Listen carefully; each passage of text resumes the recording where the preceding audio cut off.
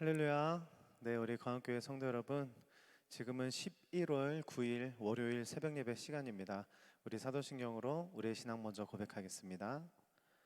전능하사 천지를 만드신 하나님 아버지를 내가 믿사오며 그 외아들 우리 주 예수 그리스도를 믿사오니 이는 성령으로 잉태하사 동정녀 마리아에게 나시고 본디오 빌라도에게 고난을 받으사 십자가에 못 박혀 죽으시고 장사한 지 사흘 만에 죽은 자 가운데서 다시 살아나시며 하늘에 오르사 전능하신 하나님 우편에 앉아 계시다가 저리로서 산자와 죽은 자를 심판하러 오시리라. 성령을 믿사하며 거룩한 공예와 성도가 스로통하는 것과 죄를 사주시는 것과 몸이 다시 사는 것과 영원히 사는 것을 믿사옵나이다. 아멘. 오늘 이 월요일 아침 함께 읽으실 하나님의 말씀 시편 48편 6절에서 53편 5절까지 말씀 함께 읽도록 하겠습니다. 시편 48편 6절에서 53편 5절까지 읽으신 후에 말씀 들으시면 되겠습니다. 오늘은 시편 51편의 본문을 가지고 잠시 말씀 전하도록 하겠습니다. 시편을 처음 시작할 때 말씀을 드렸던 것이 시편을 왜 시편의 그러니까 주제가 무엇이냐라고 할 때 시편 1편 1절에 나오는 것처럼 복 있는 사람이 누구냐라는 것이 바로 주제라고 말씀을 드렸었죠. 자, 그렇다면 진짜 복이 있는 사람이 되기 위해서, 즉 복이 있는 사람은 하나님을 사랑하고 경외하고 여호와 율법을 즐거워하며 주야로 묵상하는 자가 복 있는 사람은 맞는데, 그러면 어떤 사람이 그렇게 복 있는 사람이 될 수 있을까라고 한번 생각을 해볼게요. 그럼 너무 심플합니다. 말 그대로 우리가 죄라는 것을 지었을 때 그 죄의 결과가 무엇이었냐면, 첫 번째는 하나님과의 관계가 파괴되었다는 것이고, 두 번째는 사람들과의 관계가 파괴되었다는 것이고, 세 번째는 나 자신과의 관계가 파괴되었다, 마지막 네 번째는 세상과의 관계가 파괴되었다라는 것입니다. 즉 관계가 다 파괴가 된 것이 죄의 결과인데, 자, 복 있는 사람이 되기 위해서 가장 중요한 것은 그 관계를 회복하는 것입니다. 즉 내가 회개하고 예수님을 영접함으로써, 지금은 그렇죠. 그렇게 해서 하나님과의 관계, 나 자신의 관계, 그리고 이웃과의 관계, 그리고 세상과의 관계가 다 회복되는 그 사람이 진짜 복이 있는 사람이 되는 것이고, 그 복 있는 사람은 주야로 주의 율법을 즐거워하며 묵상하고 또 하나님을 경외하고 하나님을 사랑하는 삶을, 그런 복된 삶을 살 수 있다라는 것이 시편의 결론이자 또 시작일 것 같습니다. 네, 그렇습니다. 죄 사함을 받아서 하나님과의 관계가 회복된 사람이 진짜 복 있는 사람이라는 것을 먼저 말씀을 드리고요. 이 본문으로 한번 시작을 해보면, 여러분 근데 문제는 우리가 죄 사함을 받고 이제 천국 백성이 되었어요. 즉 하나님의 자녀가 되었어요. 그런데 문제는 계속해서 죄를 짓는다는 것이 문제입니다. 죄 사함을 받아서 하나님과 관계가 회복되었어요. 그런데 우리는 계속해서 죄를 져요. 그러니까는 뭐 구원파 같은 이단은 예수님께서 우리의 과거의 현재 미래의 죄를 다 용서해 줬기 때문에 회개를 하지 않아도 된다라고 말을 하지만, 우리는 전혀 그렇지 않습니다. 오히려 매일매일마다 회개를 해야 합니다. 왜냐하면 우리가 죄를 용서받고 하나님 나라 백성이 되긴 했지만 사실은 아직 완성되진 않았기 때문입니다. 언제 완성되는 거죠? 바로 그리스도가 다시 오실 때, 아니면 우리가 죽고 하늘나라에 갈 때, 그때 완성이 되는 것이지, 그 전까지는 우리는 죄인이고요. 여전히 죄인이고 하나님이 의롭다고 칭해 주시는 것 뿐입니다.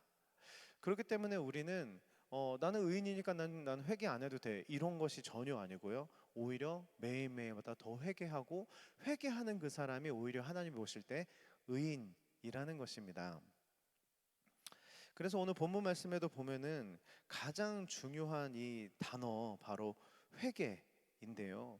참 인간이라는 존재만큼 우습고 또 어리석은 존재가 없는 것 같아요. 왜냐하면 그 죄를 지으면 후회를 하게 됩니다. 그리고 애통하고 또 겸손해지기도 하죠. 그래서 하나님께 매달립니다. 하나님 나의 죄를 용서해 달라고 눈물로 호소하기도 하고 그래서 하나님 앞에서 죄를 용서를 돼요. 죄를 용서를 받게 되면 인간이 얼마나 어리석은지 그 과거의 나의 정말 죄, 그래서 나를 은혜로 이렇게 죄를 용서해 주신 그 은혜는 까맣게 또 잊어버린다는 것입니다. 그래서 오히려 나도 그랬었으면서 실수하는 사람들을 보면서 정죄하고 잘난 척하고 또 뭐 가르치려고 하고 판단하고 심지어는 뒤에서 비판까지 하는, 그래서 나는 안 그래라고 생각하는, 저 사람은 저렇지만 나는 안 그래라고 연기를 해버리는 그런 인간이 정말 어리석다는 것입니다. 본인도 그렇게 죄인이고 여전히 죄인인데 은혜로 구원받고 은혜로 용서받았는데 계속 옆 사람을 또 정죄하고 또 정죄하고 이것이 우리의 진짜 어리석은 모습일 것입니다.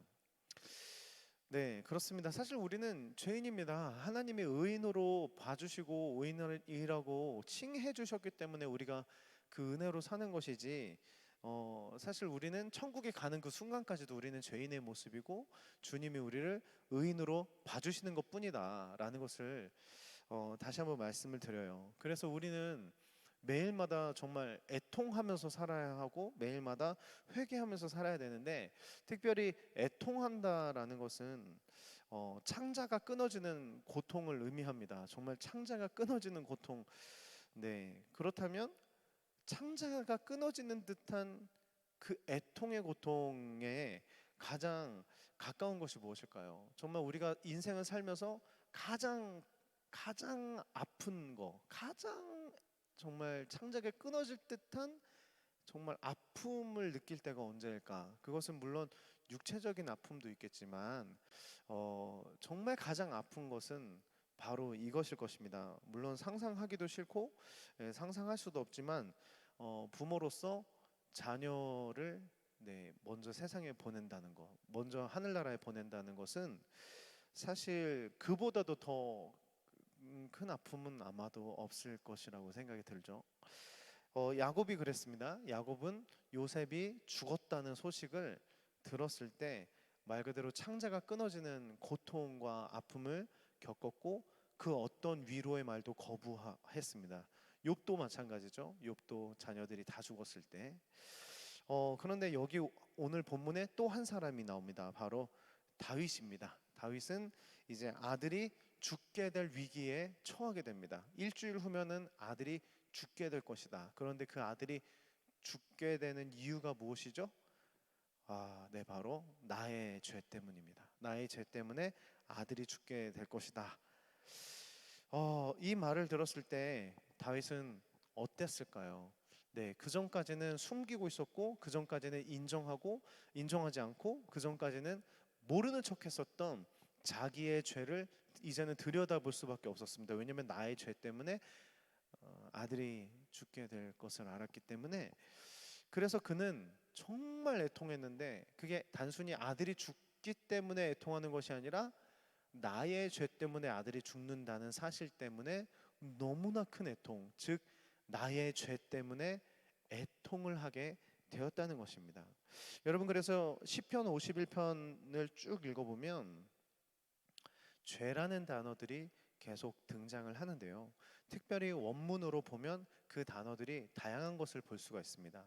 우리는 단순히 죄라고 말하지만 그 원문을 보면 뭐 죄, 죄과, 죄악 등등의 단수 또 복수 섞어서 여러 번 이렇게 쓰여진 것을 볼 수가 있는데, 그렇다면 그 뜻이 무엇일까라고 한다면 죄의 다양한 열매들이 내 몸에서 계속 생긴다라는 뜻이에요.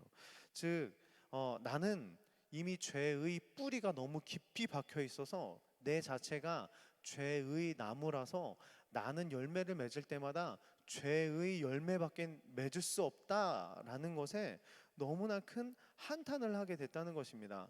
그래서 내가 하나님의 은혜로 살고는 있는데 본질적으로 나는 너무나 큰 죄인이고 나는 죄의 나무라서 죄의 열매밖에 낼 수 없는 그런 사람이라는 것을 알게 돼서 그는 정말 애통했고 그 사실 때문에 아들이 죽을 수밖에 없었다는 그 생각으로 너무나 상한 심령을 가지고 네, 이렇게 기도하는 이 기도문을 적게 됐고, 그것이 바로 시편 51편이라는 것입니다. 말씀을 마무리하면서 우리가 여호와 앞에 상한 심령으로 나옵니다. 여호와 하나님께서 찾으시는 사람은 상한 심령으로 나오는 사람입니다. 이런 말을 자주 합니다. 그런데 상한 심령이라는 것은 단순히 내가 막 힘들다, 내가 너무 지금 고민이 많다, 나에게 너무나 어려운 일이 생겼다, 그래서 내 마음이 지금 상했다.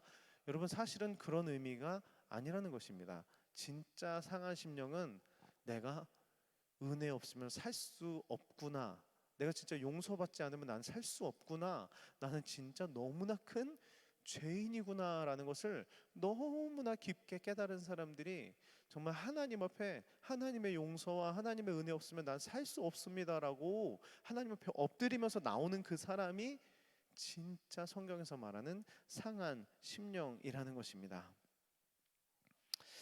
때문에 우리가 이 아침에 함께 생각해 봐야 할 것은 바로 여전히 내가 상한 심령을 갖고 있느냐라는 것입니다.